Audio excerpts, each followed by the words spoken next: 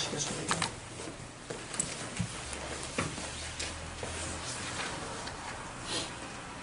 살아계신 하나님, 본문의 말씀을 두고 우리가 하나님의 말씀을 상고하고자 합니다.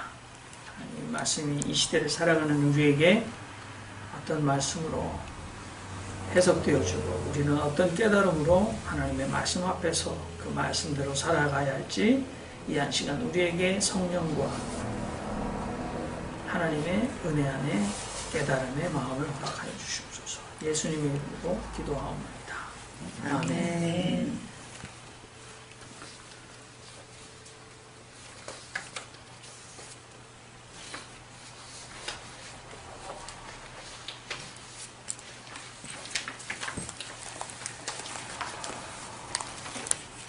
저는 오래전에 목사 안수를 받기 전에 지금 이 카이로스 갤러리를 운영하신 김준홍 목사님께 이런 질문을 받은 적이 있습니다. 그때는 제가 목사가 아니었기 때문에 김준홍 목사님이 저를 이렇게 부르셨어요. 정전도사에게 예수님은 누구십니까? 물론 의지가 있어가지고 저한테 그렇게 물었겠지만 저는 나름 답변을 했습니다. 오늘 우리가 찬양을 했습니다. 예수님은 누구신가? 우는 자의 위로와 없는 자의 풍성이며 천한 자의 높음되고 높음과 잡힌 자의 노임되고 우리 기쁨 되시네. 2절은 약한 자의 강함과 눈먼 자의 빛이시며 병든 자의 고침과 죽은 자의 부활되고 우리 생명 되시네. 사실 제가 오늘 3절을 원했어요. 찬양하시는 분은 그냥 4절로 가서 저 혼자 3절을 하다가 저도 4절로 갈아탔습니다만 추한 자의 정함과 죽을 자의 생명이며 죄인들의 중보와 멸망자의 구원되고 우리 평화 되시네. 저는 이렇게 생각했습니다. 이 찬양은 제가 우리가 초등학교 때 배운 동요에 익숙한 멜로디인데 예수님은 이런 분이시다 라는 우리의 신앙 고백은 나는 이런 사람이다 라는 자각에서 나올 수 있다라는 생각이죠. 이 설교가 쭉 하다가 중간에 중단이 되면 상당히 힘이 들어요. 지난주에도 제가 상당히 힘들었는데 여전히 제가 설교하는 이 페이스가 회복이 안 된 것 같은데 참 죄송하네요. 아무튼 그래도 제가 더 열심히 해야 되겠습니다만 제가 말씀드렸죠. 예수님은 누구신가? 이것은 마가복음의 가장 중요한 핵심 질문입니다.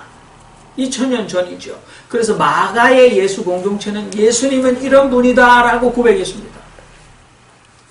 오늘 마가복음 1장 1절은 그 엄청난 예수님은 누구신가 라는 고백에 아주 1장 1절부터 아주 멋있게 선언을 합니다. 하나님의 아들 예수 그리스도의 복음의 시작이다 이렇게 말하면서 마가복음 1장 1절이 하나님의 아들 예수 그리스도 이렇게 얘기합니다. 예수란 말은 흔한 이름이었습니다. 철수만큼 흔했습니다. 그런데 그 뒤에 그리스도라고 붙이는 것은 그가 메시아, 그러니까 구원자라는 뜻입니다. 그리고 그 앞에 이 나사렛 예수를 꾸며주는 말, 하나님의 아들. 그러니까 마가복음의 이 가장 중요한 질문, 도대체 예수가 누군가? 그래서 마가의 신앙 공동체는 하나님의 아들이시다. 그는 그리스도이시다라고 처음부터 가장 중요한 그 해답을 던져놓습니다. 그리고 마가복음 1장부터 16장까지 이 긴 복음서에 정말 예수가 그러한가? 라고 우리에게 그 신앙을 고백하도록 하고 있습니다. 2000년이 지났는데 우리 입에는 그저 예수님 누구신가?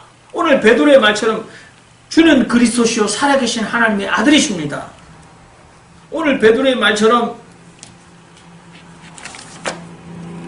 주는 그리스도이십니다. You are the Christ, my Lord. 주님. 사실 이 Lord라는 말은 큐리오스인데 그 당시 황제 외에는 큐리오스라를 말을 하면 안 됐죠. 마가복음 신앙 공동체에서는 예수를 주라고 고백하면 박해를 받았습니다. 관청에 잡혀가서 치도곤을 당했습니다. 목숨을 담보로 하고 예수를 주라고 고백하는 그 시대였습니다. 그런데 베드로가 주는 그리스도십니다 라고 하는 말은 정말 그들의 신앙의 고백이었어요. 그래도 오늘 2000년이 지난 우리에게는 너무도 쉽게 베드로와 마가 이 공동체 신앙 고백을 우리의 혀에, 우리의 입술에 올려서 예수님은 메시아시지, 예수님은 하나님의 아들이시지, 세례 문답을 할 때 예수님은 누구십니까? 그러면 성경 구절 마가복음 8장, 마태복음 16장 그래서 예수님은 그리스도시요 하나님의 아들이십니다. 믿으십니까? 아멘. 이렇게 합니다. 잘못된 건 아니죠. 그러나 우리에게 너무나 쉬운 대답이에요. 그런데 우리가 조금만 눈을 이렇게 지그시 바라보고 당신에게 예수님은 진정으로 누구십니까? 라고 묻는다면 우리가 주춤거립니다. 아니 내가 바른 말을 했는데 왜 그 대답이 만족스럽지 못하는가? 오늘 지금 설교 제목을 당신께 나는 누구입니까? 이렇게 물었어. 그대에게 나는 누굽니까? 부부로 살아가면서도 때로 묻는 질문이에요. 당신한테 나란 존재는 어떤 존재야? 라고 묻는 힘든 물음이죠. 그런데 오늘 우리가 불렀던 이 찬송가도 예수님이 누구신가 하는 이 물음에 이 시인이 이 노래를 만든 사람이 정말 예수님이 누구인지 대답하기를 원했어요. 우는 자의 위로와 없는 자의 풍성이며 천한 자의 높음과 잡힌 자의 해방이 된다. 그런데 제가 말씀드린 것처럼 예수님은 이런 분이시다라는 진정한 신앙 고백은 나는 정말 이런 사람이구나 라는 자각이나 깨달음이 없으면 나오지 않는다는 거죠. 진정한 신앙 고백이 우는 자, 가슴이 미어지며 땅바닥에 주저앉아 체면도 위신도 아랑곳하지 않고 하염없이 목매어 울 수밖에 없는 자의 삶의 자리에 가보지 않고서 예수님은 진정으로 나의 위로자가 됩니다 라고 진실한 신앙 고백을 할 수 있는가? 없는 자, 여러분들이 없는 자가 되어보셨어요? 한 푼도 없는 자가 되어보셨어요? 나는 그저 부모님을 잘 만나고 재물복이 있어서 이때까지 없는 적이 없습니다. 흑인들이 미국에서 하는 노래 중에 이런 노래를 만들었어요. What is good for absolutely nothing? 흑인들 노래 보면요. 슬픈 노래를 편안하게 불러요. 여러분들이 잘 듣는 Don't worry, be happy. 거기 보면요. 가사가 보면 랜로드를 만났는데 렌트 줄 돈이 없어가지고 랜로드를 만났는데 네가 렌트가 없어. 그래도 Don't worry, be happy. 그게 나와요. 가사를 들어보면. 흑인들의 삶의 아주 징한 삶의 현실이 그 속에 묻어 있어요. 그래도 흑인들은 낙천적으로 근심하면 뭐하느냐? Don't worry, be happy 하고 희망을 노래했어요. 그런데 오늘 What is good for absolutely nothing? 도대체 땡전 한 푼 진짜 내 속에 아무것도 없는 것에 선함이 좋음이 그게 뭐가 좋냐? Absolutely nothing. 근데 우리가 정말 살아가면서 absolutely nothing 한 삶 속에서 진정 예수님이 나의 풍성함이 된다고 고백할 수 있겠는가? 저는 이게 좀 까불고 가볍고 그러는데도 설교 안 하면 심각해져요. 참 부담이 되죠. 왜 그러냐면 여러분, 오늘 2절에 보면 예수님은 누구신가? 병든 자의 고침이다 그랬는데 여러분, 작년 이맘때에 우리 교회에 예배 드리러 오는 사람 가운데 한 분이 암으로 투명했죠. 그분이 찬양을 이렇게 불러서 주여 나의 병든 몸을 지금 고쳐주소서. 나의 병을 고쳐주심 내가 믿사옵니다. 우리가 같이 그렇게 찬양했어요. 그런데 그 고 정인영 집사님은 투병 가운데 죽음에 이르렀고 우리는 그 죽음을 우리의 눈으로 목도했습니다. 그러면 우리는 그런 경험을 하고도 우리는 예수님은 진정 병든 자의 고침이라고 담대하게 신앙 고백할 수 있는가? 할 수 있다면 무엇이 투병하다가 이 땅에서 우리와 함께 더 이상 존재하지 못하는 경험을 하고서도 예수님은 병든 자의 고침이라고 할 수 있는가?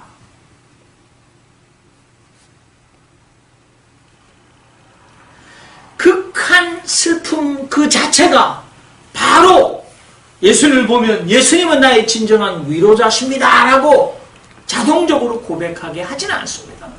극한 슬픔을 당하고 많은 세월 그 아픔 속에서 절망하고 낙담하고 슬퍼하고 아파하다가 결국은 그 고백을 할 수 있는 거 아닙니까?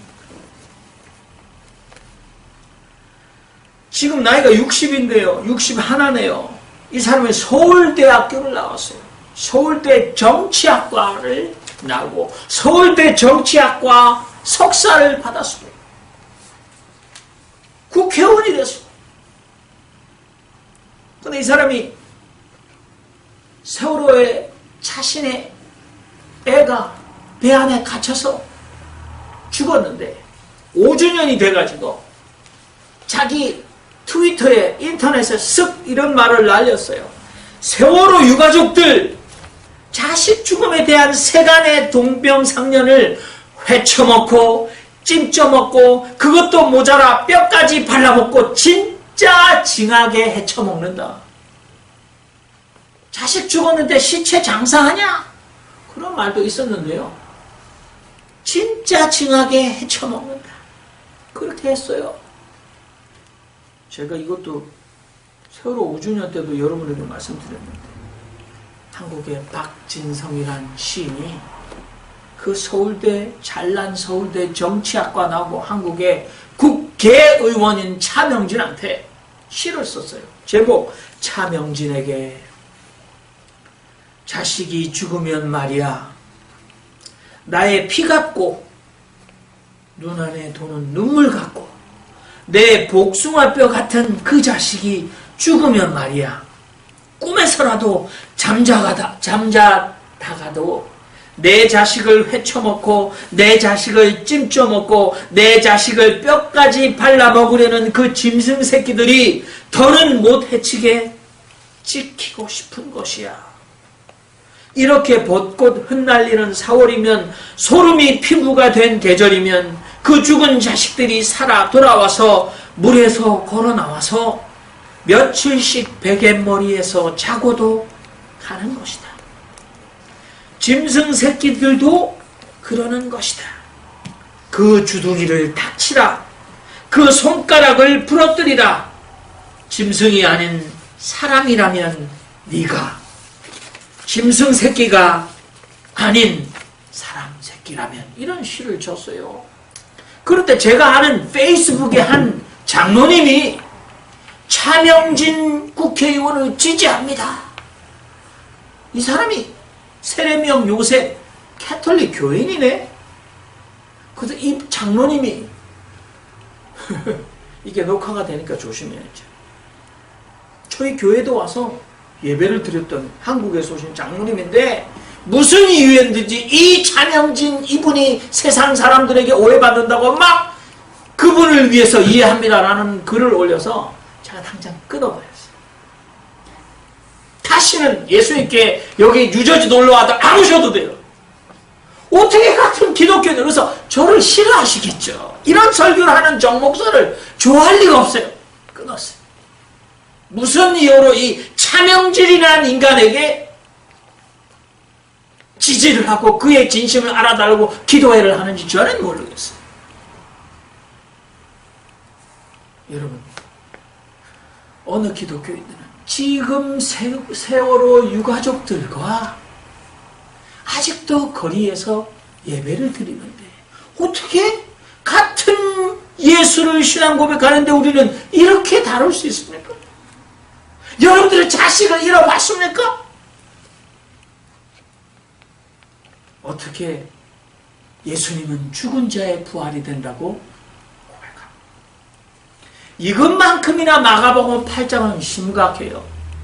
여기 보면 예수님이 눈먼 사람을 고쳐준 게 나오죠. 예수님이 데리고 가가지고 눈에 침을 뱉어가지고 그에게 안수하셨어요. 그리고 기도해서 무엇이 보입니까? 그랬더니 나무 같은 게 보인다. 나무가 걸어가는 게 보입니다. 그러니까 예수님이 다시 안수했어요. 그랬더니 밝히 보게 됐다라는 얘기가 나오고, 예수님이 가이사랴 빌립보 지방에 가면서 사람들이 나를 누구라 합니까? 그랬더니 사람들을 하는 말을 제자들이 막 얘기합니다. 죽은 세례 요한이 살아났다고 합니다. 엘리야 같은 위대한 선지자나 그와 같은 분이라고 합니다. 예수님이 물었어요. 그대들, 당신들은 나를 누구라고 말합니까? 그대들에게 나는 누구입니까? 베드로가 주님은 그리스도시지요. 그러니까 예수님께서 그 대답을 들으시고 아무에게도 이런 말을 함부로 하지 마시오 라고 말하면서 내가 예루살렘에 올라가면 엄청난 고난을 받게 됩니다. 구체적으로 장로들과 대제사장들, 서기관들이 나를 체포해서 법정에 세우고 나를 죽게 만들 것입니다. 그들은 나를 핍박하고 나를 고문할 것입니다. 그리고 결국 나는 죽게 될 것입니다. 그러나 나는 살아날 것입니다. 라는 것을 비로소 저희들에게 가르쳐 주었다. 이게 비로소, 이게 마가복음의 처음으로 예수님이 자신의 정체를 알려줍니다. 그리고 마가복음에 계속해서 예수님의 정체에 대해서 여러 번 예수님이 자신의 고난 받게 될 것을 8장, 9장, 10장에 계속해서 이 마가복음은 3번 이상 예수님이 그들에게 예언해 주시는데, 그 얘기를 듣고 베드로가 절대 그런 일이 없겠다고 예수님을 심하게 나무라는 장면. 예수님은 누구신가? 마가 신앙공동체 그 고백이 그렇게 쉽게 나왔는가? 마가복음 1장부터 8장까지는요, 오늘 이 8장 전까지는 15번의 기적이 기록되어 있어요. 1장 더러운 귀신 들린 자를 내어 쫓아주시고, 또 1장 시몬 베드로의 장모의 열병을 고쳐주시고, 또 1장 한 문둥병자를 고쳐주시고, 2장 중풍병자를 고쳐주시고, 3장 안식일날 손 마른 자의 손을 펴주시고, 4장 바람과 바다를 잔잔하게 해주시고, 5장 거라사인 지방에, 이방인들 그 지방에 귀신 들린 자, 귀신이 들려서 밤마다 낮이면 낮마다 무덤에 구하면서 자신의 몸을 상하게 하고 피를 흘리며 사람들이 쇠사슬을 묶어놔도 그것을 부셔버리는 군대의 귀신 들린 자를 예수님이 치유해 주시고, 5장 죽은 야이로의 딸을 살려주시고 5장 12해 동안 피가 멈추지 않고 흐르는 혈루증이라는 병에 걸렸던 여자를 낫게 해주시고 6장 보리떡 2개와 물고기 5병에 보리떡 5덩어리와 물고기 2마리로 남자 장정만 5,000명을 먹이시는 기적을 행하시고 또 6장 바다 위로 걸어서 오셔가지고 바람과 바다를 잔잔하게 하시고 7장 수로보니게의 이 여자의 딸을 가지도 않고 고쳐주시고 귀먹고 어눌한 자를 고쳐주시고 8장 7병으로 떡 5덩어리로 7덩어리로 4,000명을 먹이시고 그 다음에 8장 마지막으로 베세다에서 눈먼 자를 고쳐주셨어요. 15개가 기록되어 있어요. 이 정도 되면 예수님은 뭡니까? 의사 내지는 기적을 행하는 자. 그래서 옛날 전설에도 이 나사렛 예수를 매지션, 마술사라고 사람들이 고백했어요.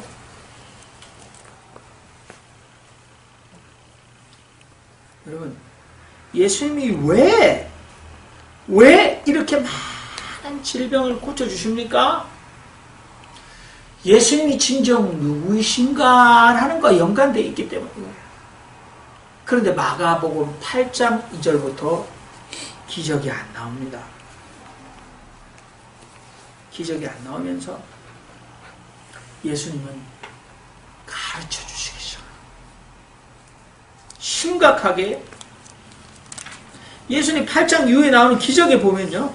8장, 11장, 12장, 13장에 기적이 안 나와요. 겨우 예수님이 무화과나무, 저희가 죄송하게도 이번에 요르단에 가서 무화과를 사서 먹어봤는데 우리가 정말 여기 미국에서 살 수 없을 만큼 달콤한 무화과. 근데 예수님이 시장하셔서 무화과 나무에 갔더니 무화과 철이 아니라 무화과 열매가 없어서 예수님 무화과 나무를 저주한 사건 하나 나오는 거예요. 예수님이 8장, 9장, 10장에 예수님이 자신의 할 일, 예루살렘에서 자신이 당할 일, 그것을 예언하셨는데 오늘 첫 번째로는 예수님의 제자 중에 자신있게 예수님은 그리스도입니다 라고 말했던 베드로를 또 예수님이 심하게 꾸짖습니다.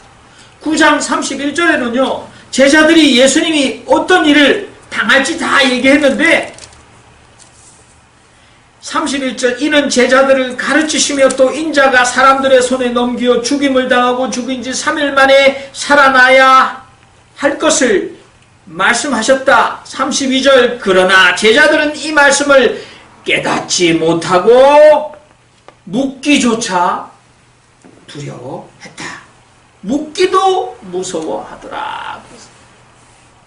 예수님이 10장에 가면 예수님이 또 말씀하십니다.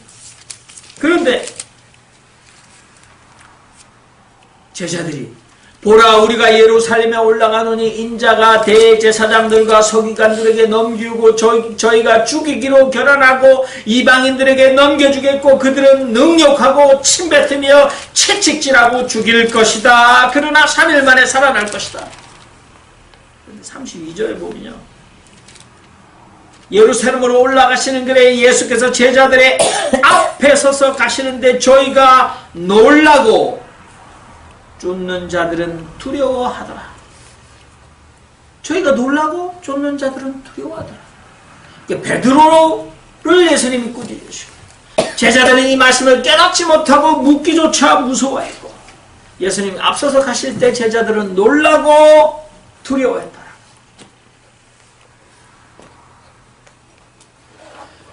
마가복음이 처음에는 기사와 이적으로 예수님께서 하나님의 나라를 우리 눈앞에 이루어놓는 영광의 메시아로 오신 것을 보여주지만 이제 이 마가복음의 후반부에는 예수님, 특별히 예수님의 고난과 죽음에 대한 가르침이 집중되어 있는 것이죠. 왜 그럴까요? 오늘 여기 예수님이 왜 이때까지 마가복음 1장부터 8장까지 예수님 15번의 기적을 행하셨는데 이 벳세다의 앞을 보지 못하는 사람은 왜 2번이나 예수님의 능력이 제한됐으니까 왜 2번이나 그 눈을 뜨게 하도록 해주셨나요? 여기에는 상징적인 의미가 있는 거죠. 뭡니까? 여러분, 처음 예수님이 눈에 침을 뱉고 안수를 하셨을 때 정확하게 보지 못했습니다. 나무들이 걸어 다니는 정도로 봤습니다. 오늘 우리도 2번의 안수가 필요한 것처럼 예수님을 제대로 보기 위해서는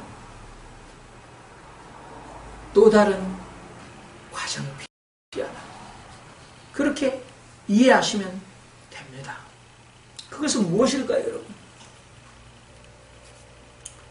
예수님은 어떤 메시아인가? 어떤 메시아인가? 우리를 구원하는 구세주인데 어떤 메시아인가? 그 당시 많은 사람들이 군사적인, 정치적인, 강력한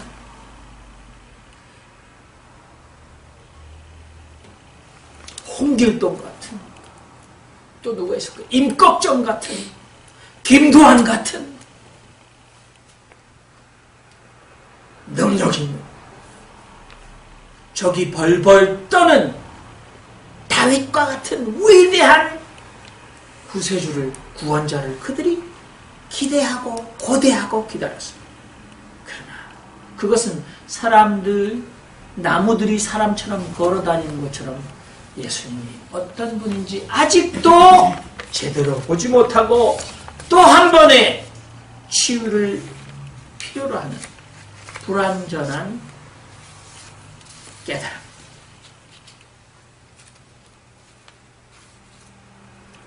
제가 설교 초반에 이렇게 말씀드렸습니다. 예수님이 누구신가 하는 것은 나는 어떤 자인가 하는 깨달음과 연결됩니다. 오늘 이 마가복음의 교훈은 예수님이 어떤 메시아인가, 이것은 나는 제자로서 무엇을 기대해야 하는가, 나는 제자로서 어떤 제자로 살아가야 하는 것과 동일합니다. 무엇일까요? 바로 고난의 비밀입니다. 고난을 통하지 않고는 예수님 이 어떤 메시아인지 깨달을 수 없다. 학교에 가서 책을 펴놓고 신학을 아무리 공부한다 할지라도 주석서를 펴놓고 인터넷을 샅샅 뒤지며 예수님이 누구신가에 관해서 다른 사람들이 써놓은 주석책들을 아무리 많이 읽어본다고 해도 진정으로 예수님이 당신에게 누구인가라는 그 대답을 주지 못한다. 오늘 마가는 심각하게 그것을 증언합니다. 베드로조차 예수님이 메시아인 것을 인정했습니다. 당신은 You are the Christ. 당신은 구세주십니다. 그러나 베드로의 마음속에는 베드로가 기대하는 메시아, 베드로가 기대하는 그리스도가 있었습니다. 그러나 그것은 예수님이 오셨던 진정한 예수님의 메시아 되심, 그것과는 동과 서가 먼 것처럼 하늘과 땅이 차이가 나는 것처럼 달랐습니다. 그래서 베드로도 엄청난 실수를, 엄청난 시행착오를 했다라고 마가복음은 증언하는 것이죠. 여러분,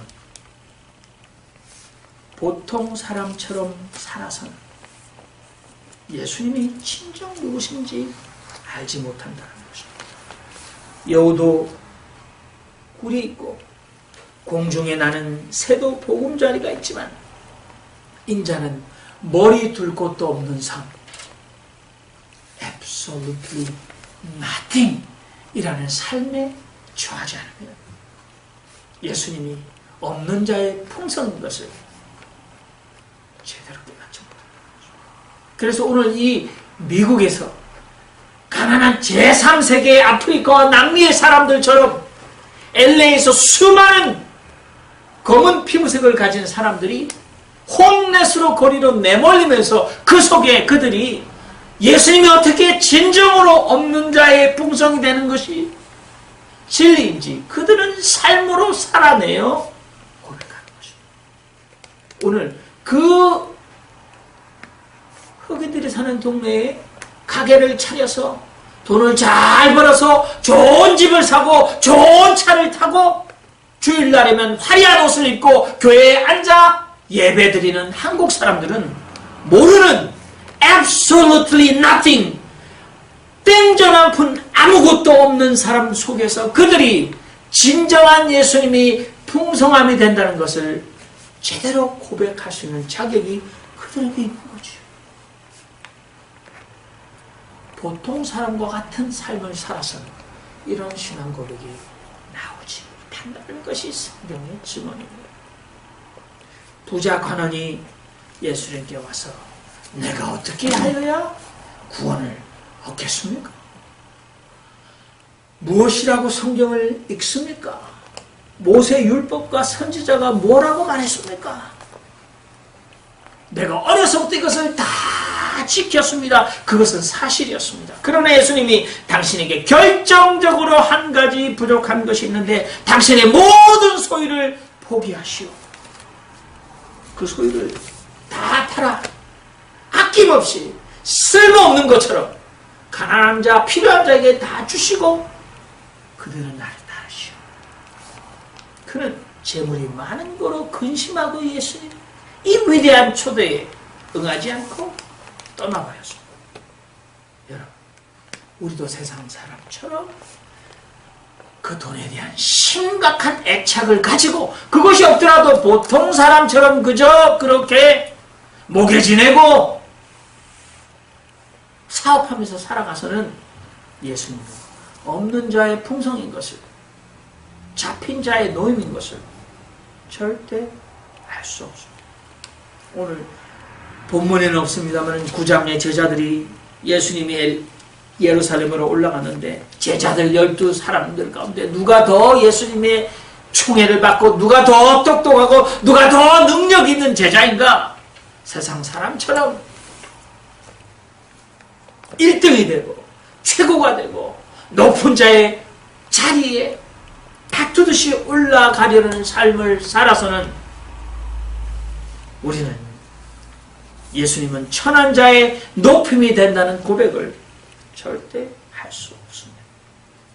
오늘 여러분, 이 본문 말씀은 제가 늘 여러분에게 자주 했던 본문 말씀입니다. 그러나 이 모든 설교를 한마디로 모아보면 오늘 마가복음에는 예수를 주라고 고백하는 자들이 자신의 안정과 목숨까지 담보하고 살아갈 그 예수 때문에 고난을 당하는, 그래서 그것으로 고통스러워하는 자들에게 우리가 믿는 참 스승 예수께서도 하나님의 아들이시지만 고난을 받으셨고 그 고난을 통해 승리하셨다. 제가 3년, 4년 전에 여러분 마가복음을 가질 때 triumph through suffering, 고난을 통한 위대한 승리라고 말씀드리지 않습니다. 그러므로 여러분도 고난당하는 것을 마땅한 것으로 여기고 참고 인내하면 여러분 승리할 날이 다가옵니다. 십자가 없는 승리로 가는 지름길은 없습니다. 여러분 신앙을 저버리거나 신앙을 포기하지 마십시오. 하지만 여러분들이 무지하여 실수로 고난을 참아내지 못하고 신앙을 포기하고 신앙을 저버렸을지라도 결코 자신의 그 실수로 극단적으로 자책하고 완전히 자포자기하지 마십시오. 왜냐하면 위대한 사도 베드로조차도 자신의 무지와 실수로 예수님을 모른다고 3번이나 부인했습니다. 하물며 여러분이겠습니까? 포기하지 마십시오. 그러므로 다시 용기를 내고 일어서십시오 라고 위로하며 경고하고 교훈하는 복음서가 마가복음서입니다. 그래서 마가복음서는 1장부터 8장 전반전에는 많은 기적으로 많은 사람들이 추종하는 떡 5덩어리와 물고기 2마리로 5,000명이나 되는 사람을 배부르게 먹이는 능력의 주님을 보여주었지만, 그러나 8장 이후부터는 그러나 이 예수님은 영광에 이르기 위하여 고난받는, 하나님의 고난받는 종이었다. 그러므로 예수님의 진정한 정체를 아는 것은 바로 내가 예수를 따르는 자로서 나는 어떤 자가 되어야 하는가라는 그 문제와 뗄래야 뗄 수 없고, 그래서 진정 예수님의 참 메시아 됨을 깨달은 자만이 예수님의 참 제자가 된다라는 피로 쓴 심각한 신앙의 고백이 마가복음. 이 마가복음서는 오늘도 우리에게 자식을 잃고 극한 슬픔을 당한 자들에게, 암으로 투병하며 금쪽 같은 자신의 딸을 잃은 자들에게 오늘도 열려진 신앙의 여정 가운데 참으로 그 진정한 신앙 고백을 얻어내고야 하는 것입니다. 우리도 예외가 아닙니다. 주님은 우리에게 묻습니다. 오늘 이 조용한 일요일 아침, 남들은 조금 더 늦게 일어나고 자기가 하고 싶은 밀어놨던 일들을 하기 위하여 시장, 들판, 유원지로 가는 이 아침에 우리는 적은 무리가 이곳에 모였는데 주님은 무엇입니까? 당신에게 나는 어떤 존재입니까? 기도하겠습니다. 살아계신 하나님,